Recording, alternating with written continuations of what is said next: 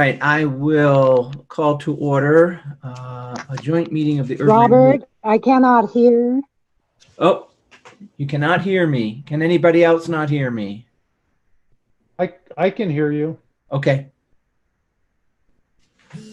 So this is a joint meeting of the Urban Renewal Agency and the Urban Renewal Advisory Commission. Guys, I cannot hear you. So somebody should work with Roxy and see if she can see what's going on with her sound. Everybody else, if everybody else can hear me, give me a thumbs up. Okay, so Roxy is the only one that cannot hear. Can somebody text her or give her a call or something? Yeah, I'll work on it. All right. I want to welcome back the Urban Renewal Advisory Commission, URAC. It's good to have you back in the saddle working with the agency and particularly on the call for projects. This evening, our sole purpose really is to decide what funding levels the projects should receive. And with that, I'll ask for a roll call, please. Steve Clemens. Yes.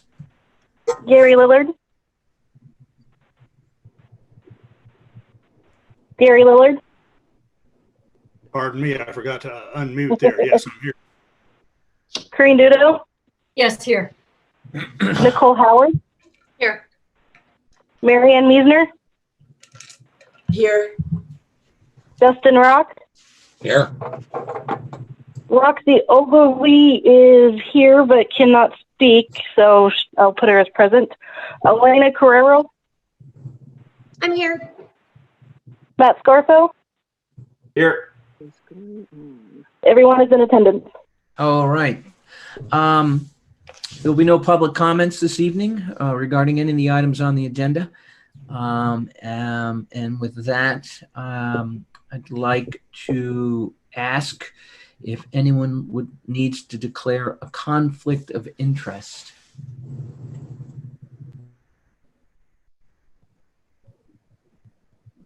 No conflicts of interest. Okay. So moving on, we have the one item of new business, and that's the call for projects. Christine, I think you are running the show here this evening for this one. So Steve, could I interrupt for just a moment, please? What's that? Yeah, I was wondering if I could interrupt for just a moment. My Sure. agenda is showing minutes approval we need to do. Is that incorrect? As far as I know, there are no minutes to be approved. Is that correct, Robert? Kayla? We actually were supposed to have minute approval. Yeah, it's on an agenda that I sent that was revised.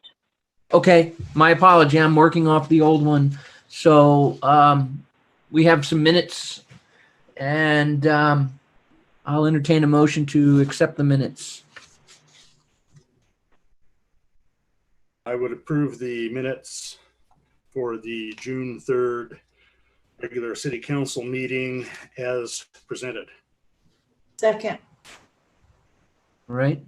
Is that a council meeting or urban renewal agency? I believe that was a regular session. It Regular was an session urban of the renewal. What was that, Robert? Urban renewal regular session. I think it was the budget information so that we could update the state. Okay. Oh, I'm sorry. It says regular session on here. Okay. So we have a motion. Do I have a second? Second. Yeah. All right. Then I will do a roll call, please. A vote.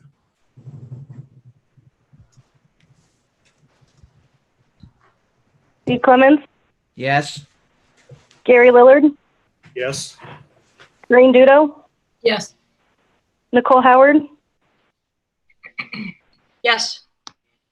Marianne Meisner. Yes. Justin Rock. Yes. Motion passes. All right. Thank you. So now I think, Christine, you can take over from here.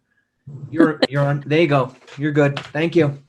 All right. Well, thank you for approving those minutes. That was actually quite important. So glad we got that done.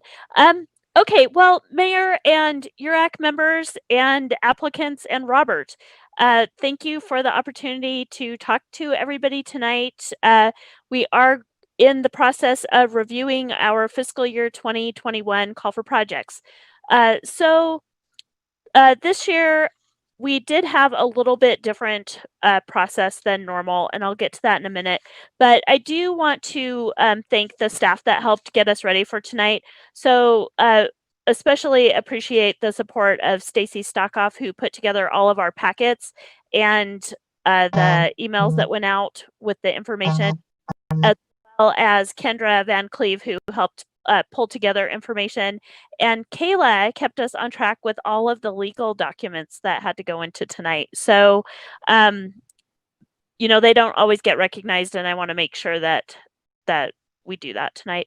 I also want to thank the applicants themselves. It is always an act of courage to put forward an application and to expand your business, and especially in a situation that we're in right now with COVID-19, where there's some uncertainty in the future. It really is something that we should applaud them for. And thank you for expanding your businesses in our community and making this a better place to live. So with that, I'll go ahead and get started. Our agenda for tonight is pretty straightforward. We'll have a staff report on each of the projects. Then you have an opportunity to ask questions and have discussion. And then the mayor will have us take a break. And during that break, you will fill out the discretionary points sheets that I emailed to everyone earlier today. Did anyone not receive that worksheet?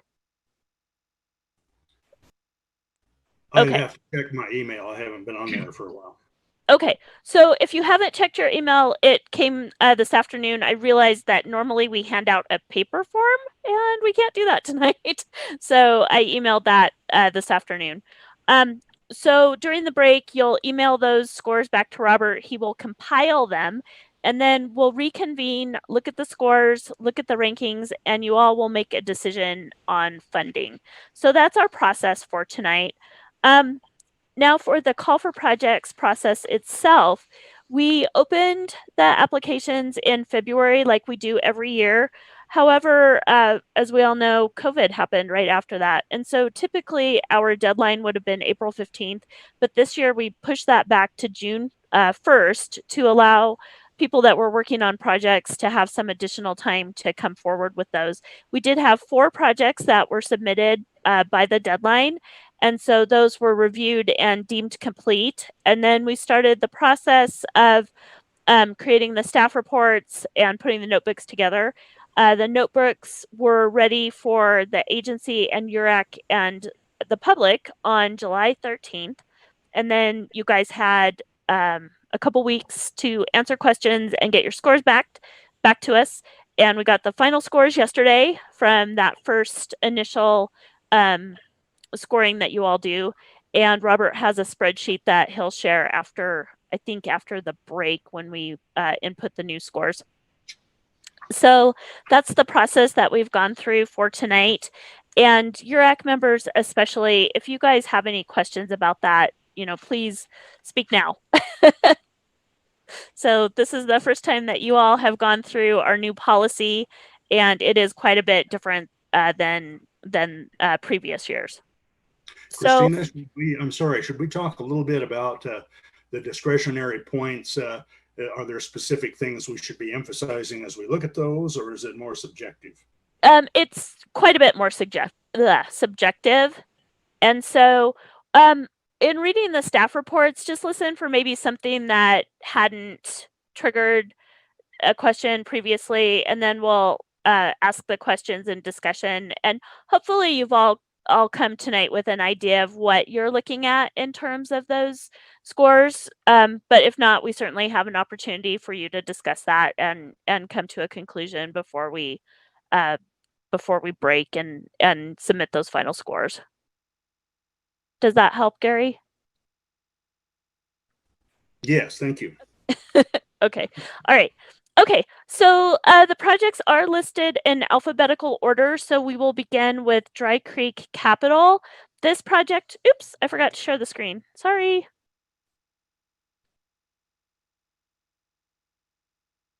Did that work? Okay, can you see? Yes. Okay. Oh, one other thing I did want to remind you is that we had requests from the 4 applications for just over $187,000. And you have $250,000 set aside for projects. Okay, so Dry Creek Capital is located at the corner of Fur and Jefferson. This building is one of a handful of buildings that are listed individually on our National Historic Register. And so it's a very special building. And this project is an extensive project. Dry Creek Capital, Mike Sadam and his wife are going to be doing extensive renovations to both the interior and the exterior of the building, to the first floor commercial, as well as the upper story housing and potentially basement apartments as well. So this particular building needs all new systems. It needs electrical, HVAC, and plumbing. And of course, there will be facade improvements that will be in compliance with the historic preservation requirements. The total project cost for this project is $345,506, and they are eligible and requested $75,000. The project, one of the most important components of this project is that it is going to mitigate for a potential fire hazard. The building has had a fire as recently as 2018, and that is because of its outdated electrical system and then added strain from outdated heating and cooling system. So one of the things I also looked at was how the project which goals in the urban renewal plan the project addresses. Now, keep in mind that the projects only have to address one goal, but I have indicated which goals they address and if they address more than one. So this particular project addresses 3 goals. It's goal 1, revitalize downtown. Goal 3, retail development, because they're making upgrades to the commercial spaces. And goal 4, which is housing.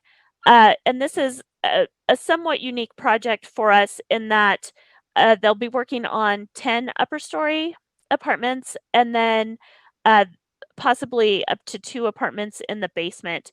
So this is important as the city looks at that housing need analysis that was done last year. And if you recall, there was a need for housing at all levels, and especially affordable housing. And this project will specifically address and market housing for affordable housing. So that's an important component of this particular project. Whoops. And then our next project is Heinz Meat Company. They're located at 2315 Jefferson Avenue. And this is a business that is 4 years old. The Urban Renewal Agency did help them get started in 2015 with a grant, and they're just doing fantastic. They're at the point now where they have 17 full-time employees. They're ready to expand here in La Grande. They're also expanding in the Pendleton area. This particular business is a traded sector company. And so the importance of that is that they make product here in La Grande that then they ship out to other areas, to that new store in Pendleton. They've identified a niche market for them in the Seattle area. So with this expansion, it's going to allow them to construct new facilities that will enable them to become USDA certified. And that is really significant for them. It really opens up the ability to have additional products and reach those additional markets. The project cost for this is $211,761. Now, this particular project is only eligible for $69,708. And that is because the project includes several pieces of equipment. And so, as you know, in the policy, those types of equipment and cabinets, that sort of thing, are not eligible components within the grant. So we did subtract those out, and I've talked with the Heinz, and they're aware of that. And I just also want to say I'm so impressed with them. They had started a small part of their project early before they submitted their application. It was $5,000, and Paige did not count that in their project costs because she knew it wasn't eligible. So really appreciated her honesty and heads up on that. So how this particular project fits in with the urban renewal plan, it addresses 2 goals within the plan. They're going to be creating 5 additional full-time family wage jobs, and then they're also expanding their retail space, and they'll have more offering, not the space itself, but they'll have more products that are available in their retail site here in La Grande. Okay, so that's the Heinz Meat Company. Raoul's Taqueria. I took this picture this morning. They have already started on their project. They're at the corner of Elm and Adams. So they currently are located in 1302 Adams. They are expanding next door into 1304 Adams. And as you can see, their new painting on the facade is quite lovely. And this is a smaller project, but it's an important project as well. The total project cost is $42,143. They're eligible and have requested $21,072. This project will allow them to add additional seating and space, as well as a full-service bar and electronic gaming. And the bar and the gaming will add additional revenue sources to strengthen that business. So it's a great expansion for Raoul's Taqueria. In order to accomplish that expansion, they have to upgrade the plumbing, electricity, and they're adding some HVAC mini splits. They're also doing some facade work, as you can see. So this particular project addresses 3 goals within the urban renewal plan. Goal 1, revitalize downtown. Goal 2, creating family wage jobs. They'll be adding 4 additional jobs that are going to be added at competitive wages. And then they're also addressing goal 3, which is retail development. So that space that they're moving into at 1304 had been vacant for more than 6 months. And so they're helping to fill a vacant space within our downtown core. Oops, sorry, I forgot to move forward the talking points. Okay, so then our final project for tonight is Jim and Connie Voll's property. They're located at 1701 Adams, which is the corner of Adams and Island. And this project really has 2 components to it. It has improvements to the physical building, which is occupied by the Copy Club, and they've been in that building for over a decade. And then they have some improvements to the site. You may have noticed that they've already done some of their site improvements, which included landscaping. They wanted to truly make their property a gateway into our downtown and add some green space. So they've added shrubs and trees, and then they will still be resurfacing the parking lot. And so those are the site improvements. And then the improvements to the physical structure include securing that railing that you can see in the picture, and then improving the ADA ramp, adding a fire door, and doing some work on the roof that's over the entryway. So this particular project addresses goal 1 of the urban renewal plan, which is to revitalize downtown. And again, it is one of our gateways into our downtown. So with that, Mr. Mayor, I'm going to turn it back to you. Can you stop sharing your screen? I can. Perfect. I sometimes just use the space bar to do a temporary unmute. All right. So we have the 4 projects.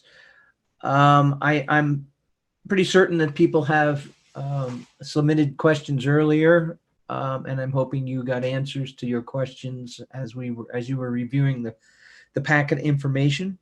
But this is an opportunity now to ask additional questions or a discussion between the agency and the advisory commission. So I'll open the floor to discussion.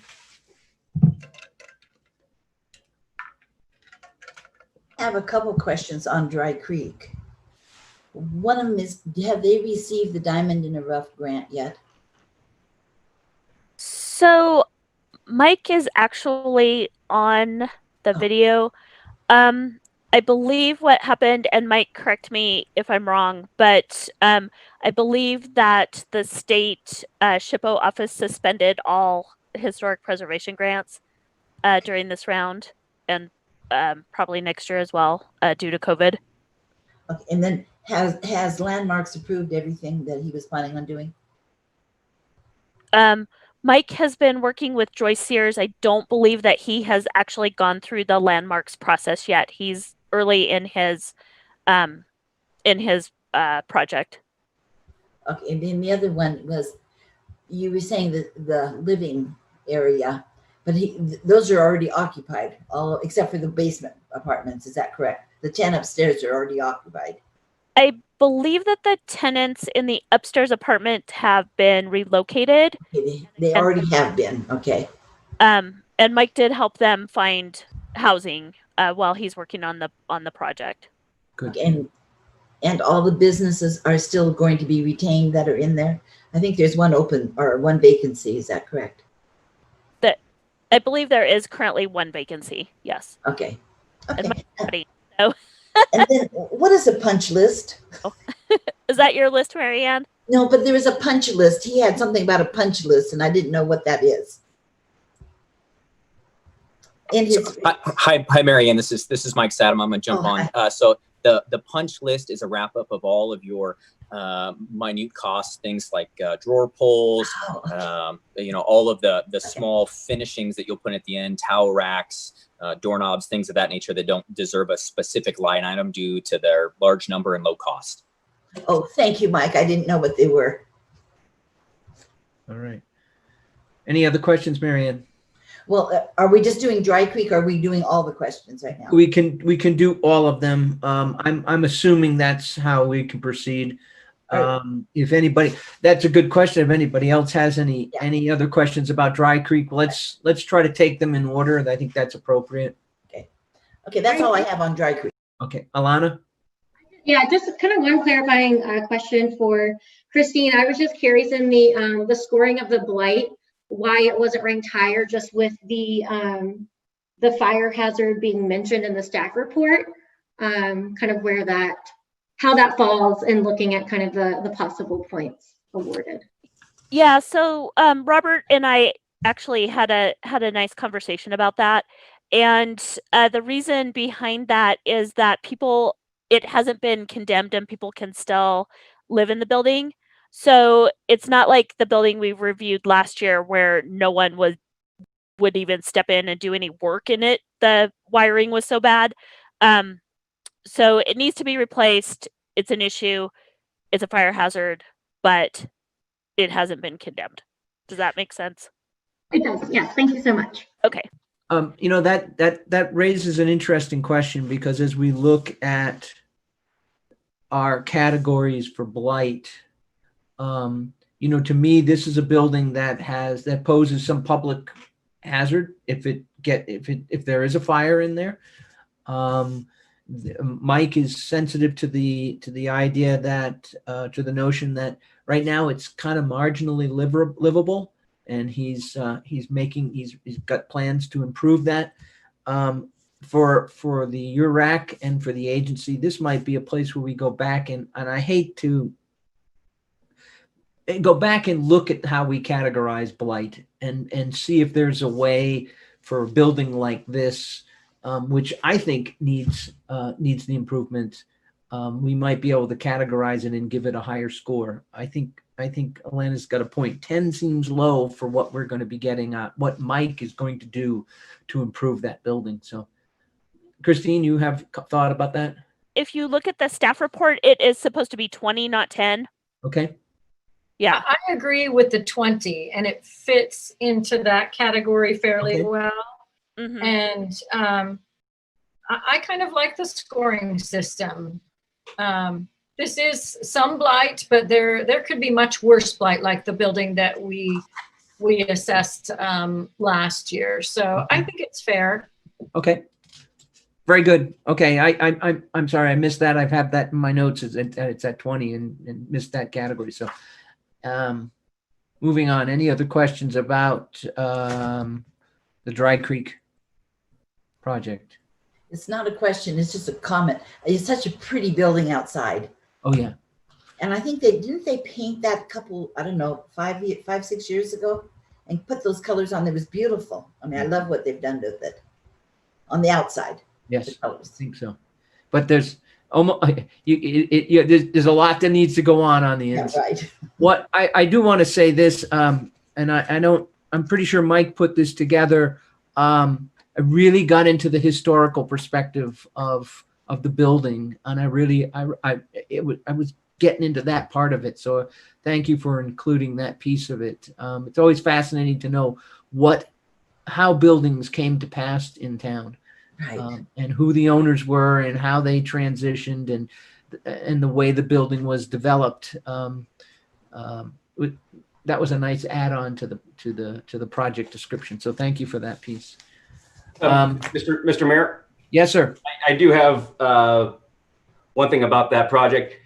Even though that the 12 apartments are existing, which I really don't have a problem with, but I heard about you guys doing a study on additional housing downtown in the future. If there is URAC money going towards that, I would suggest having something in there about where are they going to park? Is there parking available for the new additional downtown housing that's going to be coming? But since the 12 apartments are already there, then it'd be grandfathered in, but just something make a note of in the future. Right. Yeah, that's a good point, Matt. We have a notoriously ongoing parking problem downtown, and an added residence is just going to bring that up. Maybe that should be something. And when you're speaking, but you're muted, Christine. Sorry. Okay. I just had a point of clarification on the housing needs analysis. That covers the whole city. It's not just downtown. So the city council, not the agency, but the council is going to be going into the next phase of that, which I believe is called the housing production plan. Nicole, is that right? If it's close. It's close. I don't remember the exact verbiage. Yeah. So the council members will be looking at all housing across. Okay, so I didn't want to get in the weeds on that. I was just kind of saying. Yeah. Just dropping a point. Thanks. Yep. Okay. Any other questions about Dry Creek? I just had a comment that I think this is just a great project. Okay. Through and through. It hits lots of different points, and it's needed. Yep. I agree with Corinne, and I think it's a real opportunity to leverage our quiet zone for economic development. Yep. There you go. There you go. Okay. Heinz Meat Company. Any questions on this project?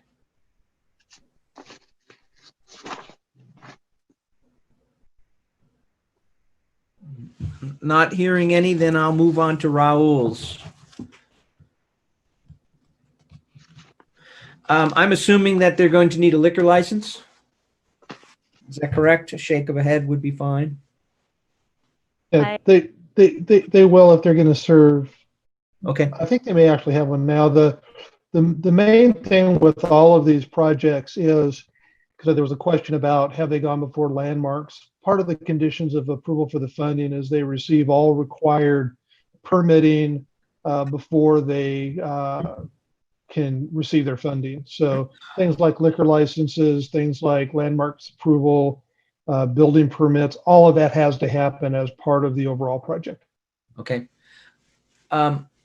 I'm going to take a little aside and wrap around to make sure that is Roxy now able to hear us? I can hear you. Okay, good. Yes, I'm listening. Okay. I didn't want to leave you out. Make sure that you got reconnected with us. All right. Raul's Taqueria. I did have a question for Christine that she had answered to me, but I wanted to make sure that this was going to be ADA accessible because there are steps going into the addition. And she reassured me that that is going to be so. Okay. Do you know if are they planning to put an opening between the walls, or are they just going to leave them as separate spaces? I don't know the answer to that question. Okay. That might bring up fire code issues at some point. So, as Robert just talked about, all of the projects have to work with planning and the building official. And so as part of that process, Joe Fisher will go through all the ADA requirements with them and make sure that they're in compliance with that. And then also pay attention to all the fire codes. Okay. All right. So that's an important part of the process, which we haven't typically gotten to before the funding of the grant stage. Right. To me, this is another one of the small businesses that's been successful downtown. You can rarely go into Raoul's that there's not somebody there at the counter, and when they were open for seating, it was typical to go in and have there be a lot of people there. So the business success is allowing them to expand a little bit, and I'm hoping that expansion will be just as successful. I like the diversification that they're providing with this expansion. So any other questions on I have kind of question, comment. One to your question, Steve. I think in looking at their kind of drawings that they submit there, it looks like there was a wall and even like maybe a pass-through window for their kitchen area.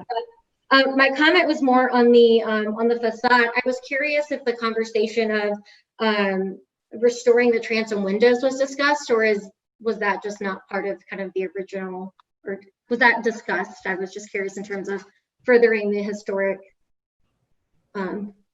properties of the building. So the project has not gone before the Landmarks Commission yet. Businesses can paint without having to go to landmarks. So if they do any additional facade work, then at that point it would go to the Landmarks Commission and could potentially be a topic of conversation. I love the piece of paint. I think it's super cool. Yeah. I did not see that in their application, but again, that's something that would be addressed at the Landmarks Commission level. Okay. Any other questions? From the drawings that they submitted, it looks like they just have a pass-through door rather than knocking out the wall from the existing Raoul's to the extra space. No, it looks like they've got I'm looking at the first drawing under plans or drawings for the project description. And that you've got the entrance door at the front, and then there is an entrance door to the right that looks like. Right. That's what I was talking about. It's not like they're knocking out a whole wall. It looks like it's just door size. Yeah. That makes sense. That way they've got a bar, they've got a gaming area, and they can go in and get something to eat. You know? Yeah, and they can control that space too if that's going to be a bar too, so they can control that. Right. Okay. Yep. So there's the answer to the question. Thank you. Anything else on Raoul's? All right, moving on then to the Vols property at the corner of Island and Adams. Questions there? I think it's an amiable project that that is a very visible corner, and it's because of the position of the building being set back quite a ways from the corner. Anything to change up or break up that front with landscaping or whatever is going to make an improvement of the visuals for it. So that I think that's an interesting project. And I remember when that place was a restaurant. And that had to be 25 or 30 years ago. So it's been a number of things, and it's nice to see Copy Club in there for so long. So questions on the Bowles property? Just a comment that I think it does look really nice right now because you can see the shrubs along Island and around on Adams. It looks really nice. Yep, it does. Okay, and I have a comment. Perhaps I missed it with my audio problems. Did Christine mention that there is a small apartment for a caretaker at the back? Isn't that the property? I did not mention that, and that is the property. Yep. Oh, okay. I did not realize that. That's an interesting add-on. I Thank think you. that was in the application. Okay. It was. Application. Yep. Yeah, it was. Okay. Anything else? Thank you for that, Roxy. You're welcome. Could you elaborate on where that apartment is? I remember reading it, but not sure where. Is it behind, like a part of the actual building, or would a new small structure be added?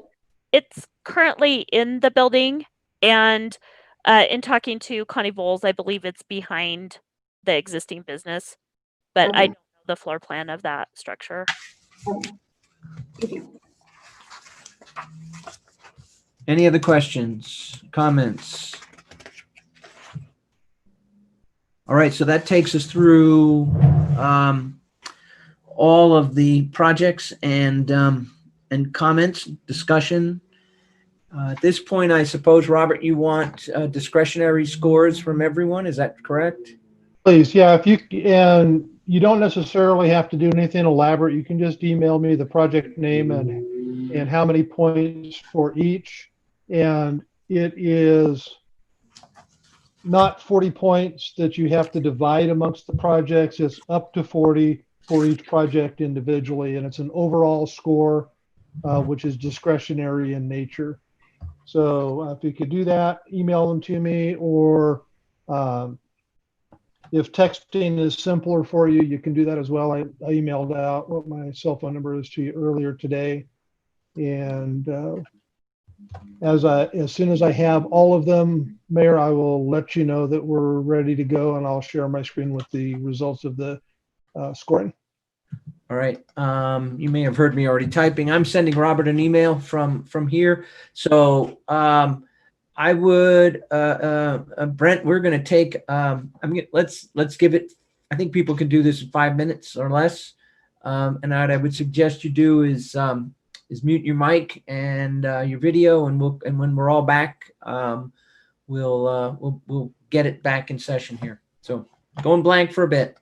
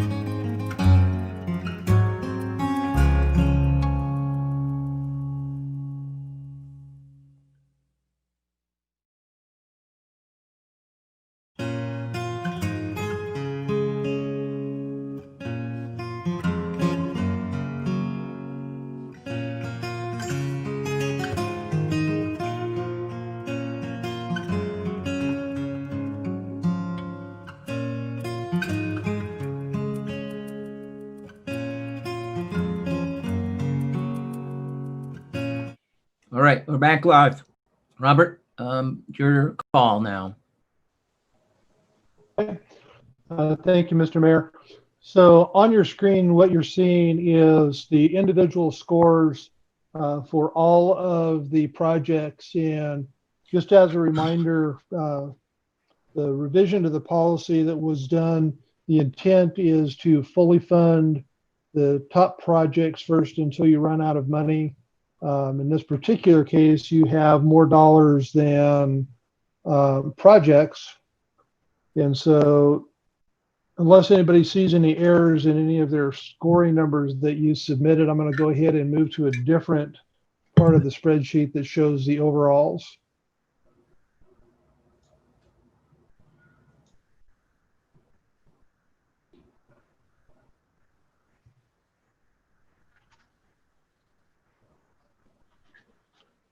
So this provides the full array of the staff scores that were submitted, as well as the combined URAC and agency scores, and then the totals.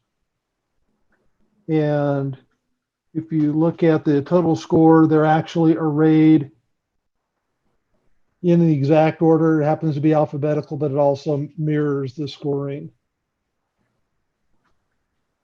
And I've identified for you the project cost, the eligible amount, and the amount requested for each project. So what's the what do we do at this point? Just fill it in, because the way the policy is now, Robert, you fill from the top highest score down, and if we run out of money, well, at this case, as far as I know, we'll be able to fund all these projects in full. Yeah, the only kind of caveat to all of it is if you were to decide, hey, we don't want to use all of our funds, or don't want to fund any project specifically, the agency still, I think, would have that latitude. But based on the conversation that I heard, I didn't hear anybody saying, wow, there aren't any good projects up there. So